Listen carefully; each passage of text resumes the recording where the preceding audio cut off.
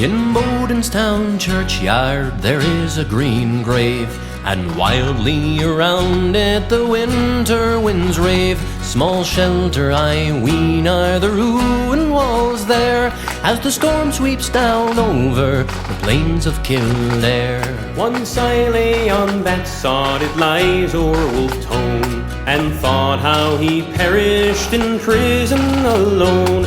His friends unavenged and his country unfreed. Oh, bitter, I said, is the patriot's meed. For in him the heart of a woman combined, with a heroic life and a governing mind. A martyr for Ireland, his grave has no stone, his name seldom named and his virtues unknown.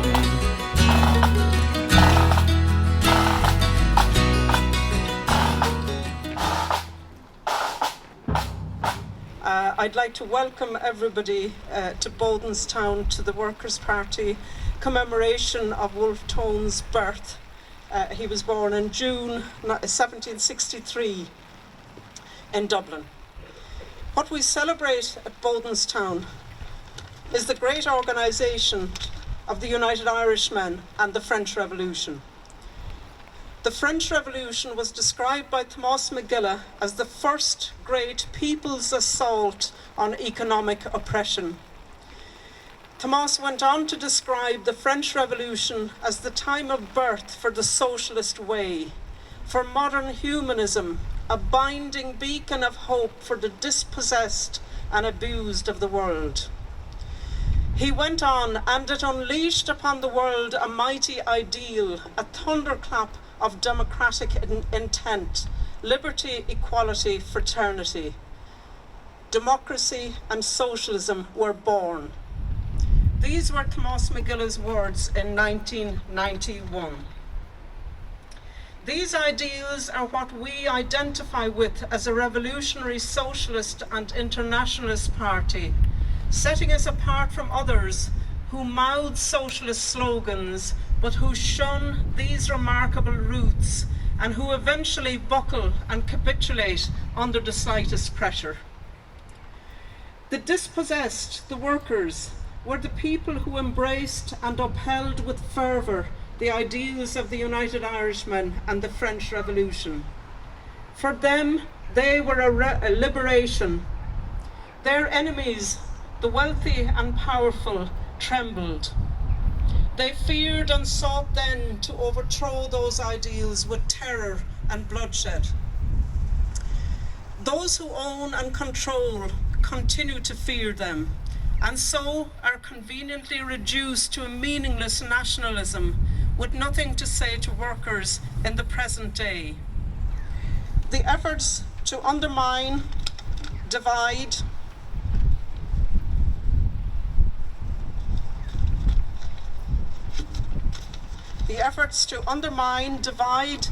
and weaken our party is part of this project by the powerful to divide, weaken, and ultimately destroy our party. However, these are our roots, and we will continue to cherish them. They define who we are. They mark the seriousness of our intent, our commitment to the dispossessed, the workers, as we face the full barbarity and brutality of capitalism today. Before the main oration, I would invite Ted Tynan, who is the president of the Workers' Party, to say a few words. Comrades, welcome to Bodenstown churchyard. And as the words in the song talks about, the wind and rain is a better place for Wolfe Town to be rather than these polished monuments that you see around the country. I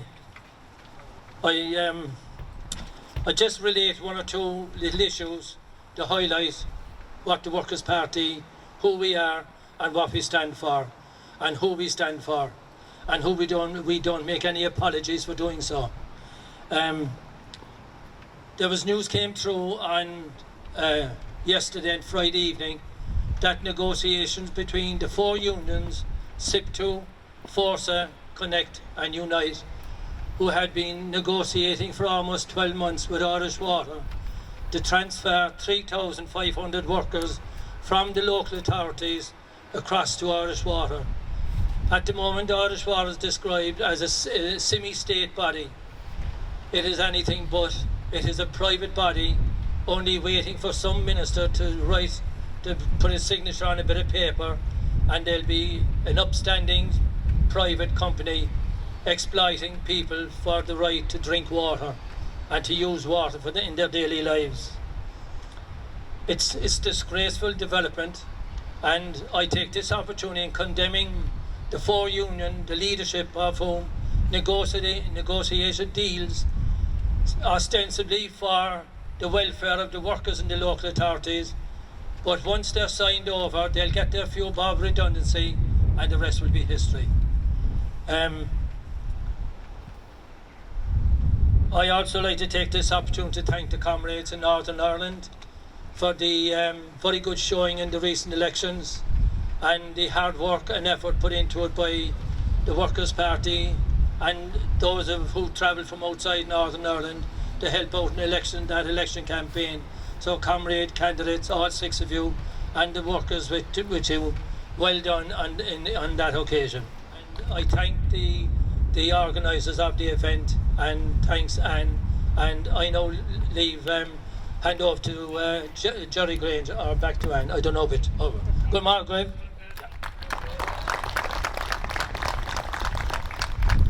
Thanks very much to Ted, and I think he's performing he's really lifting the spirits of us in the Workers' Party, so his performance as president is spot on.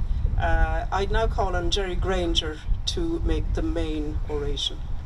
The Declaration and Resolutions of the Society of United Irishmen of Belfast on the 18th of October 1791, in an assertion which was very radical for its time, declared, and I quote, "With the Parliament thus reformed, everything is easy.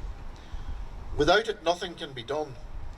And we do call on and most earnestly exhort our countrymen in general to follow our example and to form similar societies in every quarter of the kingdom for the promotion of constitutional knowledge, the abolition of bigotry in religion and politics, and the equal distribution of the rights of man through all sects and denominations of Irishmen. The people, when thus collected, will feel their own weight and secure that power which theory has already admitted as their portion, and to which, if they be not aroused by their present provocations to vindicate it, they deserve to forfeit their pretensions forever." The society, influenced by the revolutionary aspirations of the French Revolution, was dedicated to changing the prevailing political order in Ireland. A radical alliance which crossed the sects was a cause of great alarm for the authorities, which were already terrified by the developments in France.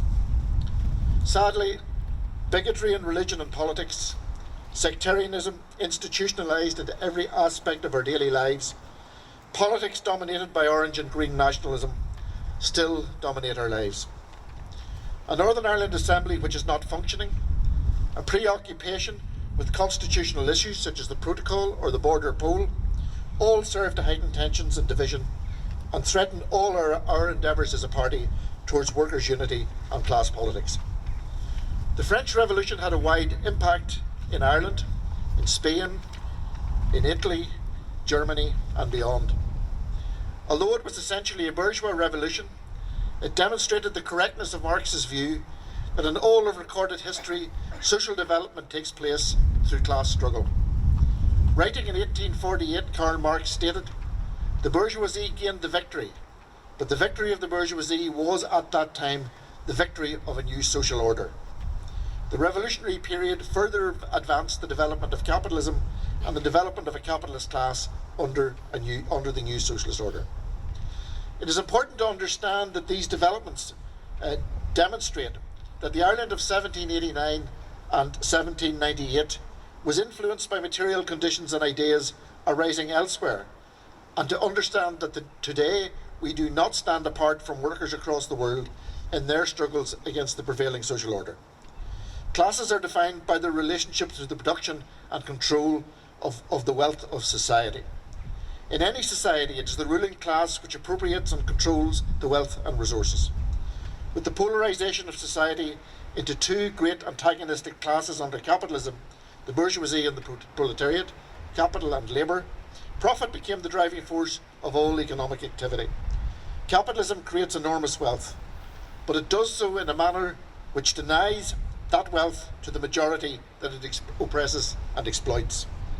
The immense development of industry and technology led to the increasing concentration of economic power in a few hands, creating massive inequality, poverty, misery and want. However, capitalism is constrained by its own contradictions. It is exposed to periodic crises of overproduction and overaccumulation, the process of boom or bust. Under these conditions, it is the working class which pays through redundancies, wage cuts, restructuring involving layoffs, reduced hours, precarious employment and worsening terms and conditions of employment. In circumstances where the state steps in and bails out big business such as the banking sector, the consequences are again visited upon the working class in an austerity agenda through public service cuts in jobs, pensions, wages and social services and benefits. We are once again witnessing a capitalist crisis. To place this in context, a recent report by Oxfam makes interesting reading. Since 1995, the top 1% have captured nearly 20 times more of global wealth than the bottom 50% of humanity. For 99% of the global population, incomes have fallen, and over 160 million more people have been forced into poverty. Such inequality is contributing to the death of at least 21,000 people every single day. That's one person every 4 seconds.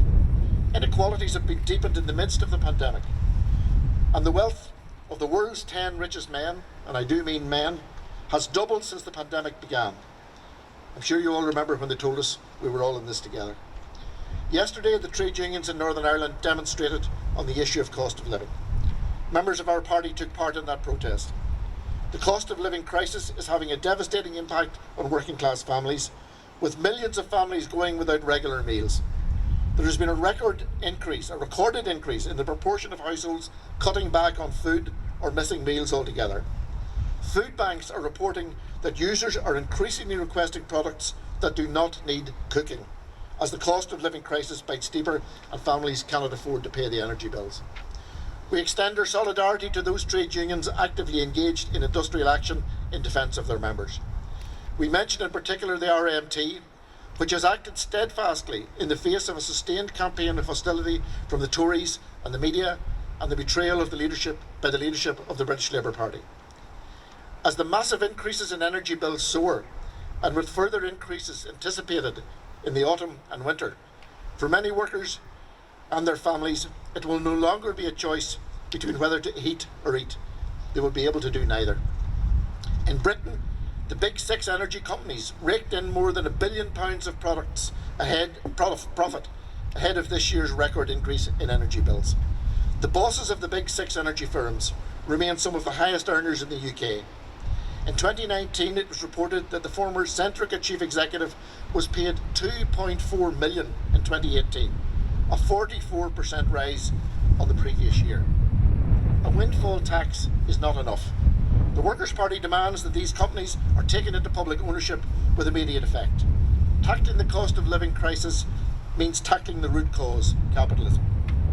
The Irish government is moving to award a pay increase of up to 15% to top earning public servants earning in excess of €150,000, including judges, hospital consultants and many senior public officials. Meanwhile, the Department of Public Expenditure and Reform has offered supplementary pay rises of just 2.5% for the period 2021 to 2022, despite expected annual inflation of at least 9% over the 2-year period. In the Republic of Ireland, the escalating housing crisis has forced thousands of people into poverty and is putting even more at risk.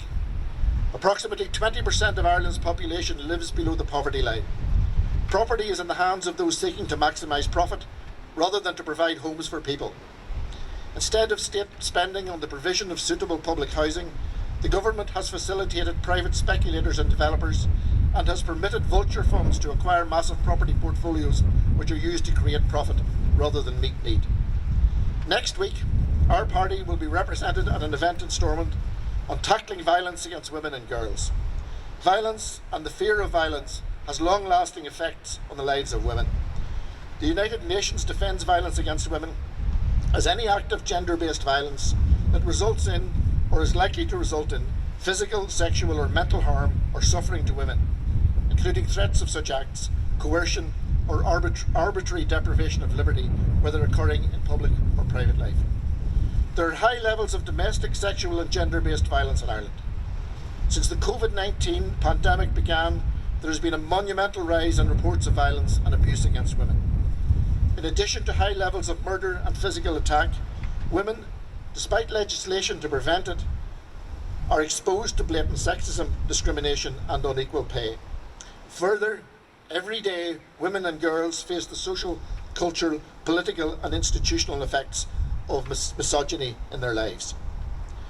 However, while it is necessary to challenge gender stereotypes and victim blaming, as Marxists we believe that the economic structure of society is essential to an understanding of the oppression of women and the struggle for women's emancipation.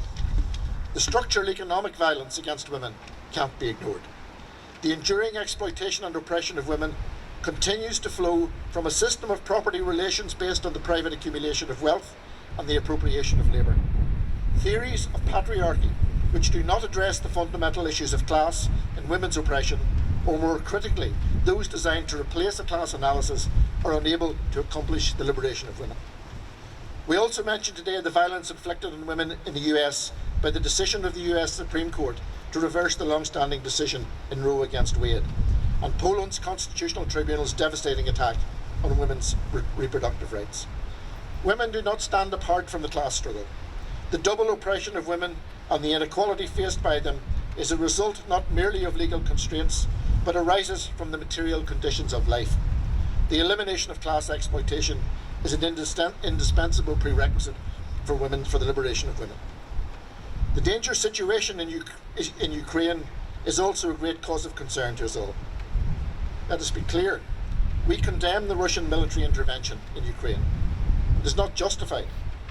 However, the developments in Ukraine occur within the context of a particular social and political framework. In 2014, there was a coup in Ukraine, which led to a xenophobic regime. Progressive political parties were banned, and action was taken to restrict the activities of trade unions, and attempts were made to impose restrictions on workers' rights and to freedom of association. Russian-speaking citizens were targeted for discrimination, with attacks on their language and cultural rights. Right-wing, overtly neo-Nazi militias were permitted to operate openly, and some were formally integrated into Ukraine's armed forces. The new government was openly pro-NATO and in favour of nuclear weapons. Nuclear forces for the last 8 years have shelled civilians in the Donbass area of Ukraine with a massive loss of life. While this does not justify the actions of Putin, it provides context which is being ignored by the mass media. There are many who describe themselves as being on the left, who are seriously misguided in their analysis of these developments. These failures are a reflection of a lack of understanding of the nature of imperialism. Lenin wrote, and I quote, "If it were necessary to give the briefest possible definition of imperialism, we should have to say that imperialism is the monopoly stage of capitalism." He stated, "Imperialism is capitalism at that stage of development at which the dominance of monopolies and finance capital is established, in which the export of capital has acquired pronounced importance, in which the division of the world among the international trusts has begun, in which the division of all territories of the globe among the biggest capital powers has been completed." Imperialism arises out of tendencies that are inherent in the capitalist system. The current war is a result of the fierce competition of the capitalist powers, including capitalist Russia, for the control of markets, raw materials and transport networks of the country. The Workers' Party condemns the activity of fascist and nationalist forces in Ukraine, anti-communism, the persecution of communists, the discrimination against the Russian-speaking population, and the armed attacks of the Ukrainian government against the people in the Donbass. However, we also recognise that today's Russia is not the Soviet Union. Russia is now a capitalist country, which competes with other imperialist powers in the interests of Russian monopoly groups. This war inflicts great misery and suffering on the working class of Ukraine and Russia. Support for Russia or support for the predatory imperialist forces of the US, NATO, or the European Union in escalating the conflict in Ukraine in the guise of assisting Ukraine serves only the interests of the monopolies and the bourgeoisie. The sustained development of militarism and increased military capabilities, the maintenance of massive armed forces and powerful armament industries, the creation of military academies training the elites of client states, the establishment and expansion of permanent military bases across the world are all features of imperialist aggression which threaten the world. Our party condemns imperialist war. We reject support for any imperialist alliance or bloc. Our task is to work for world peace and against hysteria, militarism and war. It means fighting to preserve our neutrality. Our country is already immersed in an increasingly militarised European Union. It is being drawn ever closer to the deadly embrace of NATO and its fronts. The Workers' Party will fight every step of the way to prevent this. The intensification of capitalist exploitation, the growing destruction of the environment and the predation of natural resources, the rapacious offensive imperialism and the rapacious offensive of imperialism, working people need a Workers' Party with a clear and steadfast ideology and political line. We must take a class position on every question. We must attract the most advanced sections of the working class to our party. We must be present with the working class in their daily struggles. The Workers' Party is a Marxist-Leninist party, committed to the revolutionary transformation of society, the abolition of capitalism, and the building of a socialist society in which power is firmly in the hands of the working class. For more than 40 years, the Workers' Party, confronted with deep communal division in Northern Ireland, has presented a programmatic platform based on workers' unity and the struggle against sectarianism. This has involved our party in a long and protracted struggle against sectarianism and those contending nationalist forces which seek to divide workers and preserve the capitalist social order. This has often been a difficult struggle in which many of our members have been injured and killed in pursuit of the objectives of the party. In recent years, a struggle has been waged over the ideology and principles of the party. This struggle has pitted the majority of the party members who remain dedicated to our ideological principles upon which the party was built against a faction within the leadership. This faction sought to move the party away from class politics and towards a left populism, and to abandon the party's long and total opposition to British and Irish nationalism and religious sectarianism in favour of chasing the support of sectarian Irish nationalists. In order to pursue this agenda, the faction repeatedly violated the party constitution and rulebook and sought to expel loyal members by excluding them from a process of re-registering the membership, an idea that had been taken from the liquidationists who attempted to destroy the Workers' Party in 1992 before resistance from party members forced them to form their own organisation, Democratic Left, which then later liquidated itself into the Irish Labour Party. Once again, party members have been forced to defend the party and its ideology against a faction within the leadership seeking to abandon Marxism-Leninism, but they have done so with determination and with success. The theory of Marxism-Leninism provides us with a vital theoretical tool for interpreting the world, and also supplies the revolutionary theory as the basis for changing it. The October Revolution took place because the Bolsheviks were armed with two indispensable weapons. First, a dynamic revolutionary theory, and secondly, a disciplined revolutionary party committed to leading the working class to power. The central issue of a socialist strategy is, accordingly, to create the conditions for a revolutionary transformation of society. In order to attain such conditions, it is necessary not only to build the vanguard party, but to actively engage and mobilise the working class. The leading role of the working class is secured by a conscious planned action. In this respect, each revolutionary party must be prepared to take the necessary steps to raise and strengthen class consciousness and to build an organisation capable of taking power for the working class. That requires focus, hard work and commitment. It requires sacrifice. We must strengthen and develop our structures on the principles of democratic centralism. There can be no room for negativity, defeatism or inaction. Every member has a personal responsibility to take party duties seriously, to inform themselves of the party's ideological positions and political line, to do everything in their power to strengthen the financial capacity of the party, and to participate actively in implementing party decisions in a timely and disciplined manner. As Lenin said, if you work consistently, if you work devotedly, if this work is linked up with the interests of the oppressed masses, who make up that majority, Revolution will come, but where, how, and at what moment, and from what immediate cause, cannot be foretold. Comrades, the Workers' Party is an internationalist party. We send our solidarity to our comrades in struggles across the globe. This is an important part of our everyday work.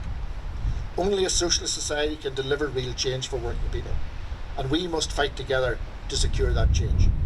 The working class, whose labour power is the source of all wealth in society, must take control of the system of production and resources through establishing workers' power and building socialism to create a new social order to meet the needs of all. The interest of the working class requires us to strengthen the class struggle, to plan our way forward to build and consolidate our party, and we reaffirm our commitment to that task today. Comrades,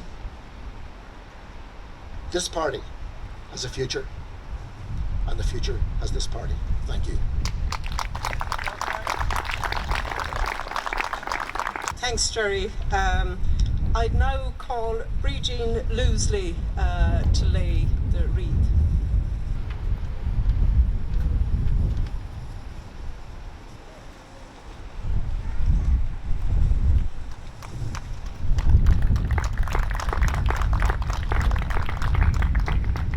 Thanks, Bríd. And Cian O'Riordan will now play the national anthem.